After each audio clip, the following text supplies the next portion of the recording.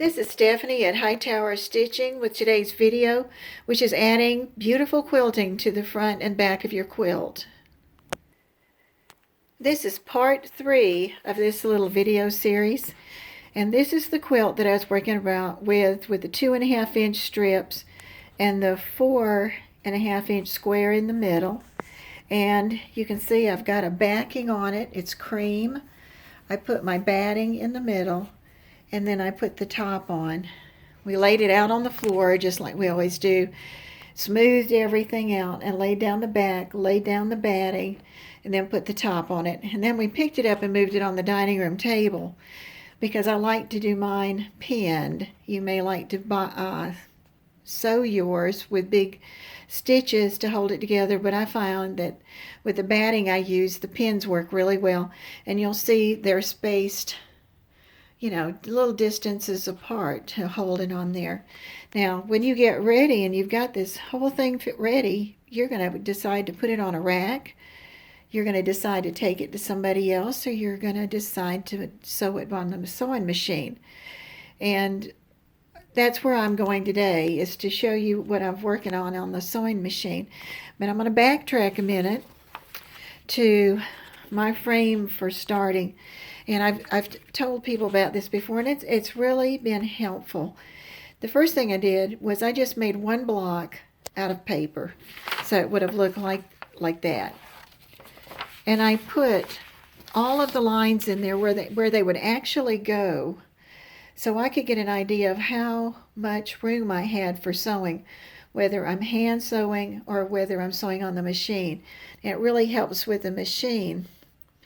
And once I got those lines drawn, then I went to my books. And you can go to your quilt books, or if you keep ideas for quilting that you use for both hand and sewing machine. And one night I was just sitting there and I made a list of some of the things that I liked and some of them that I've used before that might look good on here. Because I was going to be I wanted to work with the two strips together with sort of like a little header. And then I always had this centerpiece, which is so pretty, and I wanted it to look really nice when we got finished with it. And so when I actually sat down at the sewing machine and I pulled out those samples, then I looked at those, and I had actually done some drawing on this one. And the drawing I did was this, and these are so simple because it's a small E and a big L, small E, big L, and traveled across. Well, I traveled down one side doing that, and then I went over here to my end cap and I put a flower of some kind in there. And you're going to see my flowers are all different because I get bored with that. And then I came back and I did the next side, and once I was all the way back here, then I went and I put had looked at the back of the quilt and saw that it looked kind of empty. So then I decided, well, I'm just going to put this loop-de-loo going all the way around. And I went up into that flower and went all the way around there. And so now that puts me right here. And for this one, then I could go over and I could start and maybe do the flowers or do the loops, either one, and not have to stop my thread.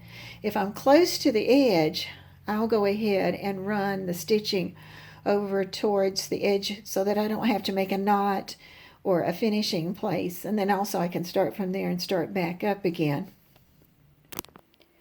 On this one, there's so much color in this quilt that here you can see the center box where I had that flower I had put, and then there you can see that 2 of the strips I'd worked on, or 3 of them. And then you can see the loop-de-loop, the flowers that I put on the ends of it. And then let's look at the back. Maybe you can see why I considered this adding beautiful quilting to the front and the back of your quilt. Because whether I was hand stitching or machine stitching, I always liked to look at the back and see what was going on. And it was just like I had 2 quilts. The back, which is like a comforter top, and then the front, which is all the colors with all the stitching in it. And this is a part of the back. And you can see those loop-de-loos. I should have called this the loop-de-loo quilt. All right, one of the things that I wanted to say to you is that my machine will automatically go by itself when I push the start button. But the other day I decided, well, I'm going to try this machine and use the foot pedal for my quilting. And I want you to know it's like hand stitching. I can sort of control it better. I have to watch it. My stitches stay about the same. I lowered the stitch length by 1 notch from 2.4 to 2.3. And then you sort of get this heart rate going about what the sound is that it makes. And for this one, I'm going to start right at that little cap we were looking on there, because that's a nice dark colored one. And you can use, check your machine out and see what it will do. If it's got a darning foot, that's a noisy foot, but also see if you can find a quilting foot or ruler foot for your own machine. There are a lot out there. So I'm just going to start, and I'm going to go back and forth just a couple of times just to get it to lock. I'm not starting on the outside. Okay, and I'm just going to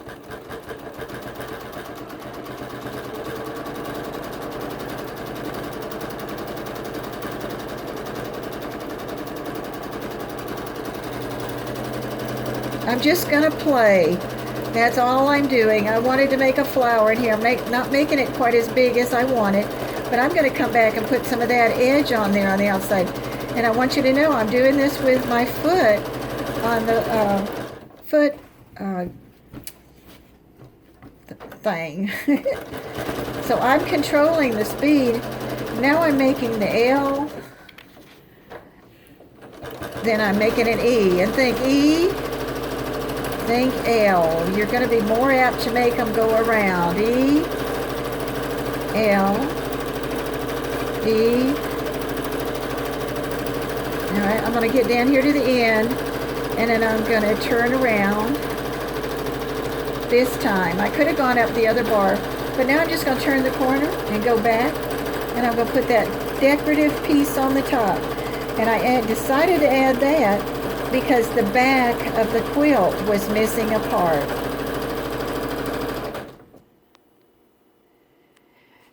And so here you see, and you do that when you're hand stitching too.